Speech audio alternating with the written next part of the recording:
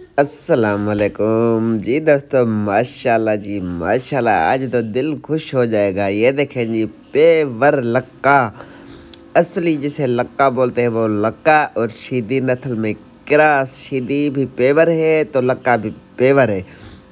माशाल्लाह चीज़ देखे, पट्टे का काम देखे, हल्की हल्की जी मस्ती करता है। बहुत ही अच्छा घर की ब्रीड, अंडा बच्चा पीर मुसाफिर की जू, बहुत ही नायाब तितर का बच्चा आंखों के सामने हमारे सब्जे के बड़ा हुआ है।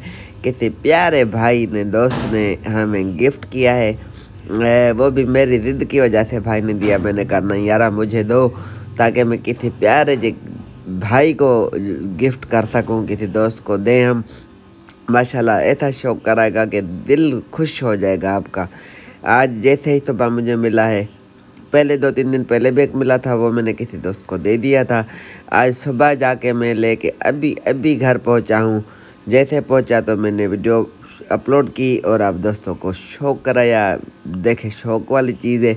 ऐसे हीरे पैसों से और रोज़ रोज़ नहीं मिलते, ये नसीब और मुकद्दर से कभी कभार ऐसे हीरे हाथ आ जाते हैं जी।